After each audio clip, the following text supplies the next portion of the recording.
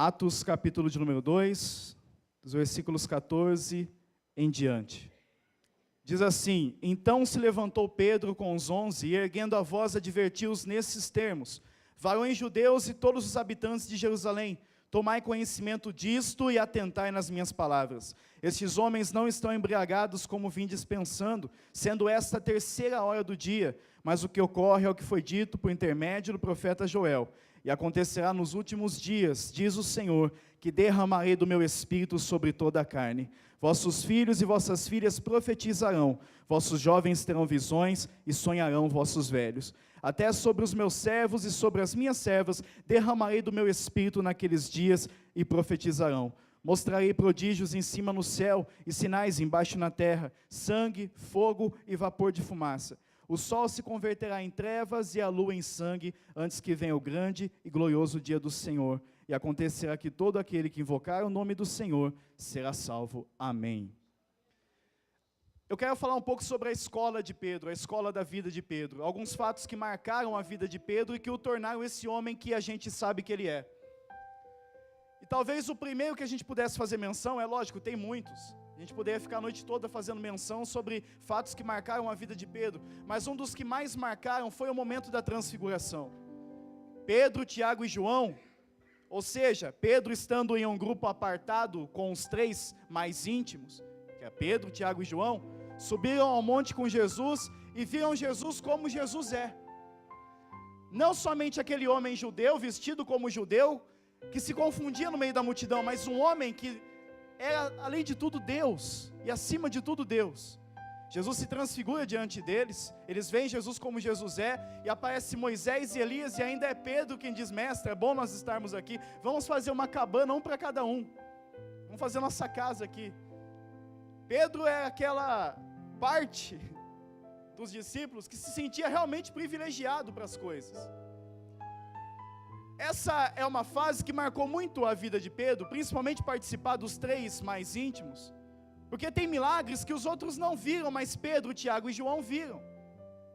Quando Jesus foi ressuscitar a filha de Jairo, chamou os três à parte. Pedro viu coisas que os outros não viram, juntamente com Tiago e João. Pedro tinha o seu temperamento, era inconstante, Jesus repreendia ele, ao passo que momentos depois é uma palavra de bênção. E às vezes vice-versa, não é o contrário. Como tu és o Cristo, o Filho do Deus vivo, declaração que vem por Pedro. Aí mais para frente Jesus fala: mas esse Filho do Homem vai ser levado por malfeitores, vai ser entregue à morte. E aí Pedro vai e diz: não, Senhor, de maneira alguma isso te acontecerá. E Jesus vai: para trás de mim, Satanás, né?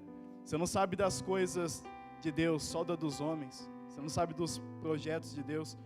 Então esse é o Pedrão, né, que a gente conhece, com esse temperamento todo dele. Então a transfiguração marca Pedro porque ele vê Jesus como Jesus é, na sua glória, como Deus, como escolhido de Deus mesmo.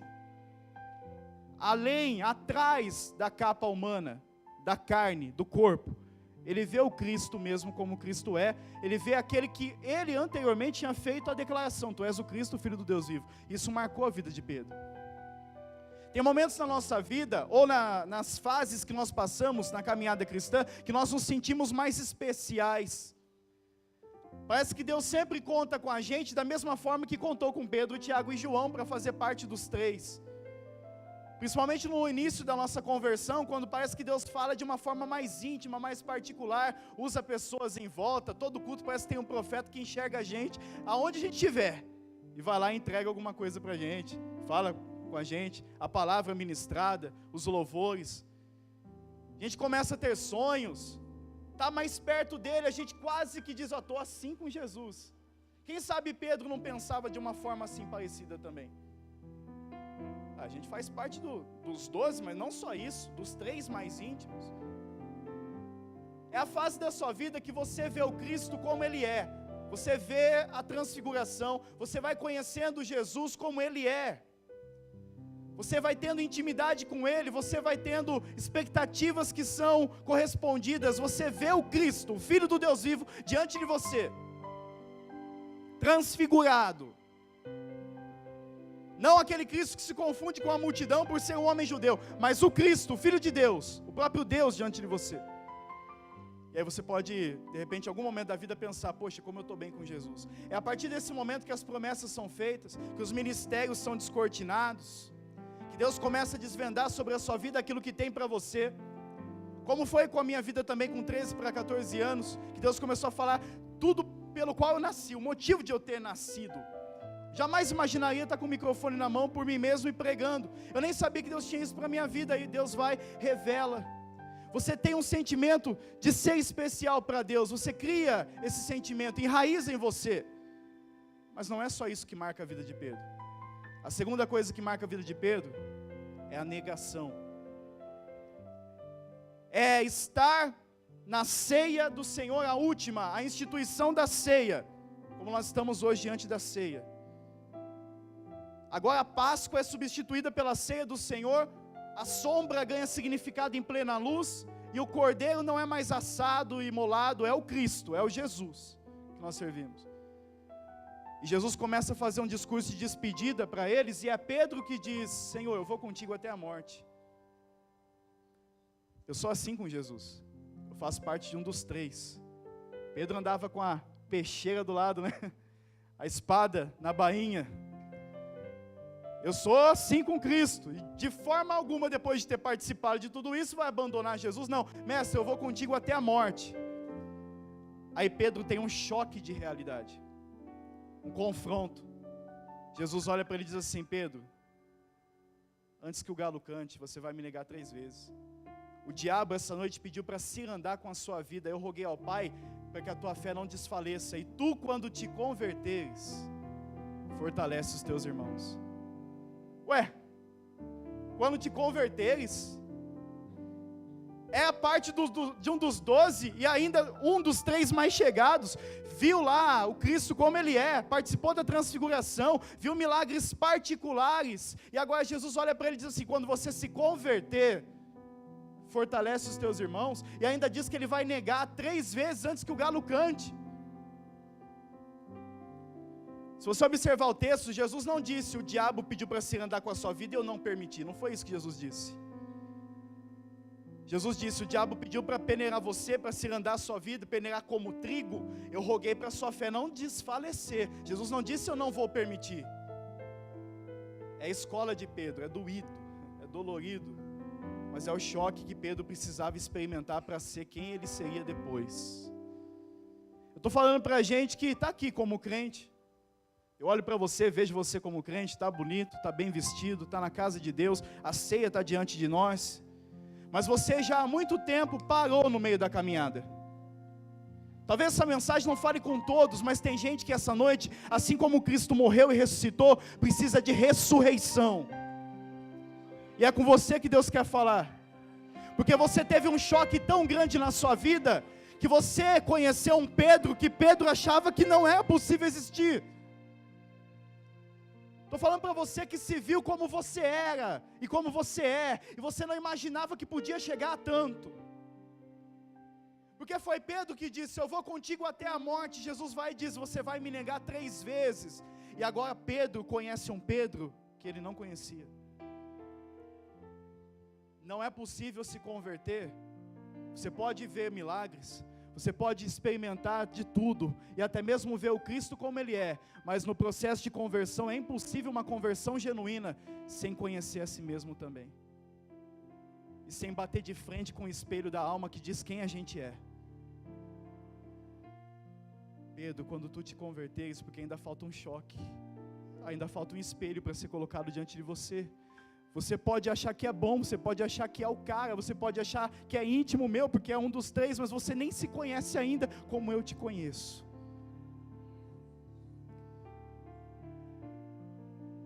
É 2 choques, é 2 extremos, é a glória da transfiguração e o inferno em vida da negação.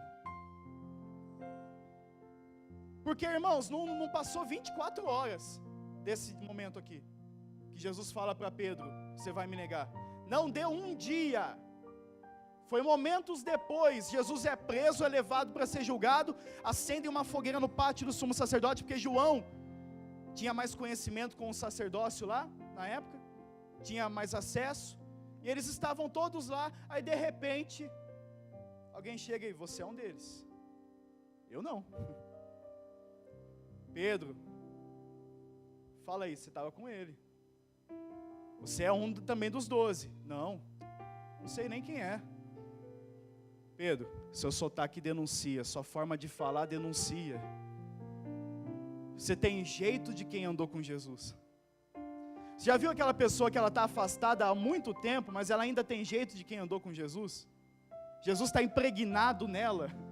Ela não consegue se desfazer daquilo que está impregnado na vida dela. Todo mundo olha e diz, andou com Jesus. Sotaque denuncia, o jeito de falar, é ali, é tudo junto, do mesmo povo. Fala aí, Pedro, é você. Eu não conheço esse homem. A gente olha para Judas e diz assim, Judas vendeu Jesus. Ele traiu Jesus, mas o que é pior na balança do pecado? Você vender alguém e trair ou dizer que nem existe, que nem conhece? O que é mais pesado? Vender e trair, ou andar a vida toda junto e no momento crucial dizendo, não sei nem quem é. Não estava junto não, era outro. No fim das contas dá a mesma coisa. No fim das contas é tudo igual. A diferença é que Judas não suportou o choque com a realidade de quem ele era. E a diferença é que para Pedro, Jesus já tinha rogado para que a fé dele não desfalecesse. Quando ele nega a terceira vez, Jesus não precisa dizer nada para ele. Jesus só olha e o galo canta. E a Bíblia diz que Pedro sai para chorar amargamente, sem que ninguém o consolasse. Foi momentos depois, irmão. Não foi um dia depois, um ano depois, 2 anos, foi momentos depois. Daquele Pedro dizer, não, eu vou contigo até a morte. E aí Jesus dizer, mas você nem se conhece, Pedro, eu te conheço. Eu sei quem você é. Eu vou mostrar para você quem você é antes que o galo cante, você vai me negar 3 vezes. E quando você se converter, Pedro, fortalece os seus irmãos.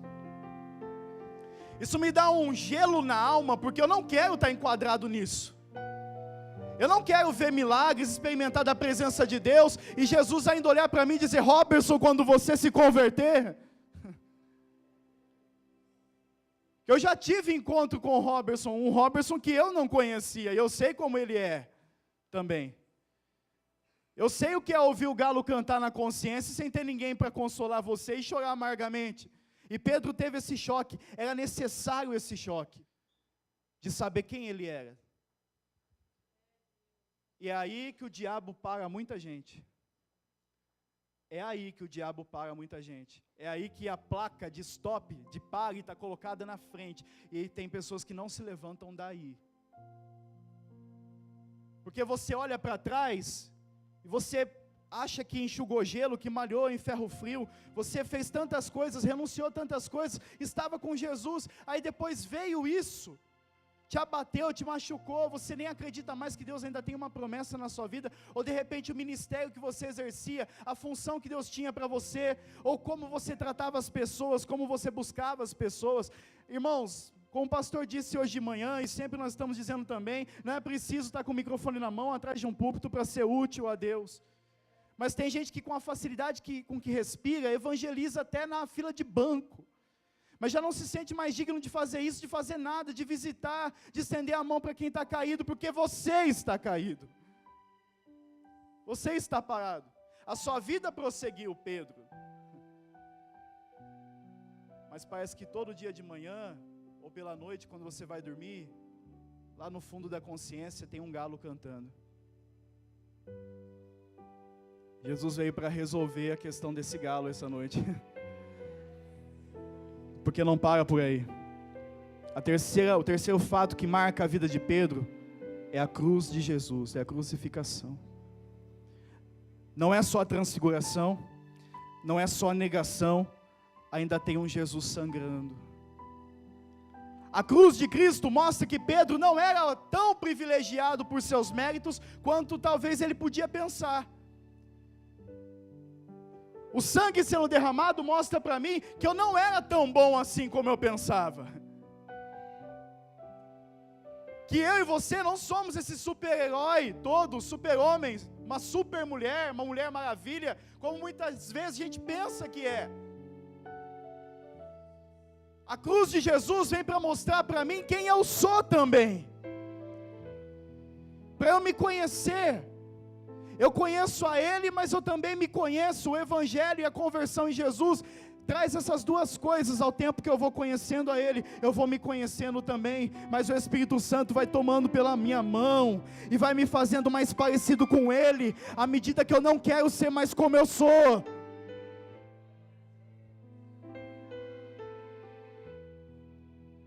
Mas também a cruz mostra que nem tudo está perdido.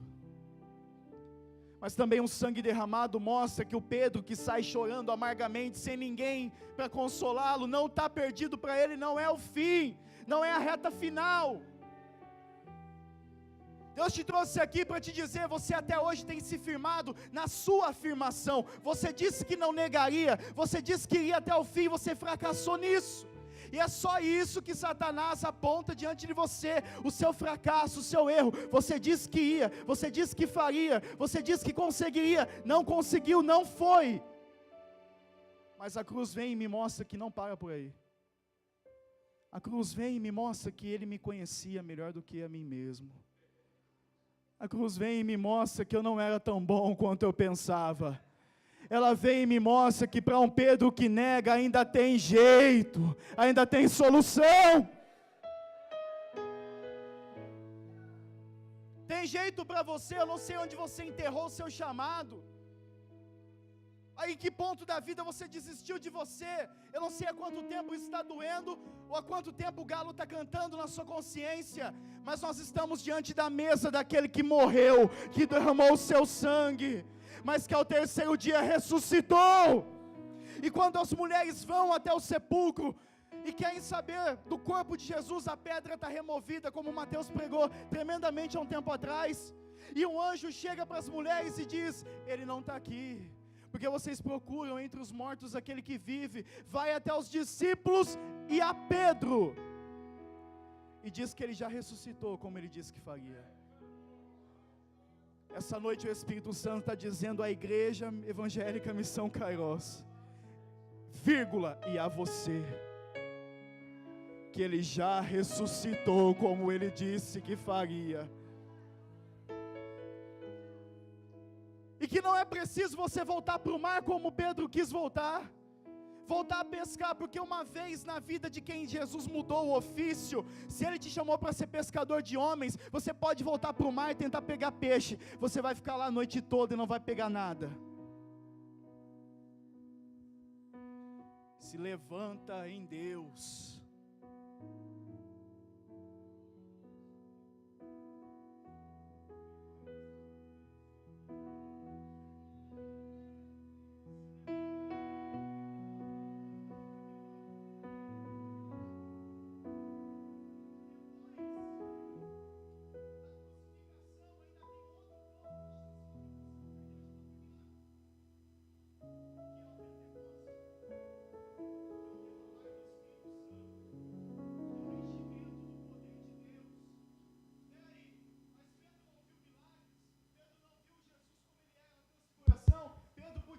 Eu estou cheio dele, eu estou cheio da presença dele, mas Pedro ainda nem imaginava o que estaria por vir.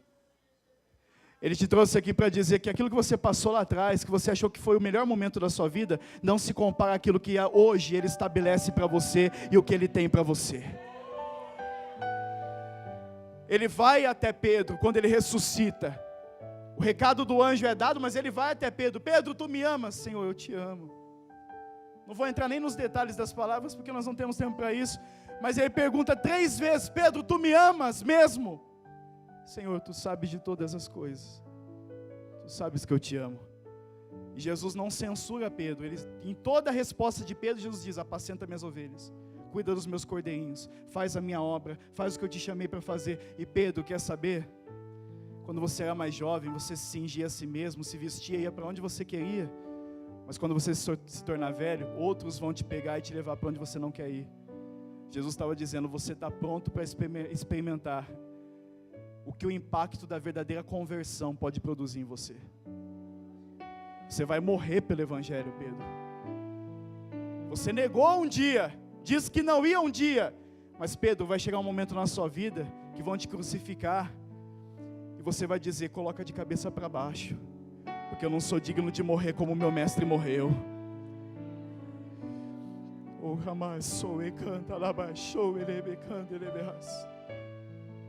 Fique em Jerusalém, Pedro, até que do alto você seja revestido de poder. E eu termino essa mensagem aqui. No dia de Pentecostes, estavam todos reunidos no mesmo lugar. Essa é a bandeira pentecostal. De repente, veio um som como de um vento veemente, impetuoso, e encheu toda a casa em que estavam assentados. Línguas repartidas como que de fogo foram vistas, pousando sobre cada um deles. Todos foram cheios do Espírito Santo e começaram a falar em outras línguas, conforme o Espírito concedia que falasse. E de repente aquela multidão olhando, dizia: estão bêbados a essa hora do dia? Durante o dia, ainda em plena luz do dia, já estão bêbados. Aí é Pedro quem se levanta: varões galileus, vocês que estão aqui visitando a época da Páscoa, tinha muita gente de vários povos ali. Isso não é o que vocês estão pensando. Isso é o que profetizou Joel, dizendo que nos últimos dias, diz o Senhor, derramarei do meu Espírito sobre toda a carne. Aonde o diabo quis te parar e disse para você: você se conheceu, é isso que você é, não vai sair disso. O Espírito Santo enche Pedro, levanta Pedro, e é Ele quem prega, e milhares de almas se convertem naquele dia.